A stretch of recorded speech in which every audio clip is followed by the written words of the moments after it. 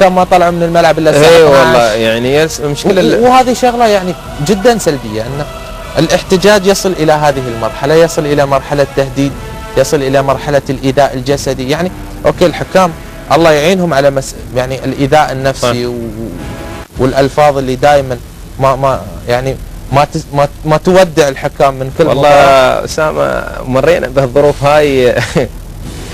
المشكله ان انت تكتشف عقبها ان انت الحكم قرارك سليم. صحيح. هني نشاهد الحاله المثيره للجدل مشاهدينا الكرام، والتي الغى من خلالها حكم المباراه هدفا سجله فريق النصر. فيا ترى هل كان الغاء الهدف هذه المره صحيحا من جانب فريد علي؟ نتابع.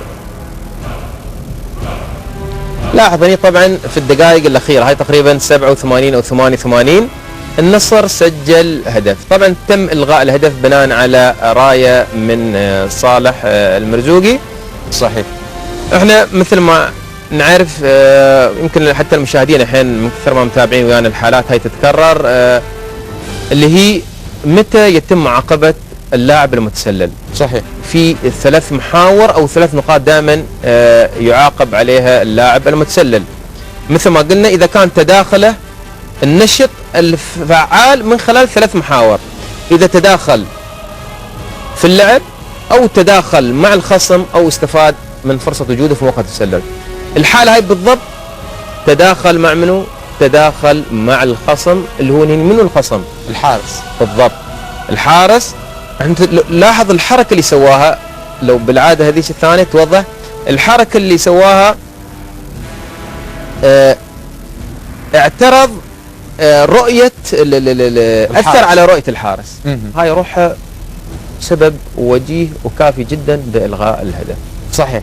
وفريد علي وصالح المرزوقي كان لهم الحق في اتخاذ هذا القرار والغاء هذا قرار الأول. طيب. والنهائي في الحالات هاي صالح بصراحة يعني توفق. أنا قلت لك أن في المباراة السابقة صالح كان جدا يعني قدم مستوى طيب، بس كان كل مباراتين في له حالات من الحالات السهلة اللي كان يمكن قلة تركيز أو عدم لا مبالاة كان ما يتوفق فيها. بس في الحالة هاي هني نشوف الإعادة وشوف حركة. شوف حركة. ايوه هني نشوفها عادية شباب. العادة العادية توضح. شوف الحركة او التمويه.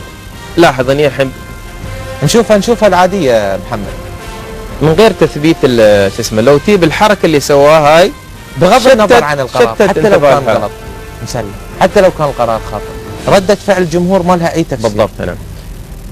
ان انت تخلي الحكم. لاحظ الحركه هاي. هذه الحركه بالضبط. كان وتشوف المسافه كلها اقل من 6 ياردات، يعني 5 امتار تقريبا. يعني طال شكرا محمود. يعني حركه واضحه جدا وقرار جدا كان موفق من قبل المساعد الاول. صحيح. يمكن فريد وصالح تحدثوا عن ردة فعل الجمهور. ردة فعل الجمهور يعني تفاعل غير حضاري مع هذه الحالة. فريق كان خسران سلبية دقيقة 88 ساعة. يعني أنا أعتقد أنها مش بس لجمهور النصر، الجمهور الإماراتي بشكل عام، أن تظهر مثل هذه الاحتجاجات، أن تصل إلى هذا النوع من الإيذاء النفسي، من الإيذاء البدني، والإيذاء أيضا المعنوي بالنسبة للحكام، لأن الحكم هذا بكل تأكيد راح يعود ويحكم مباراة للنصر. بالضبط. إذن إلغاء الهدف قرار صحيح 100% بالنسبة لصالح المرزوقي المساعد الأول وفريد علي الحكم الأول في هذه المباراة.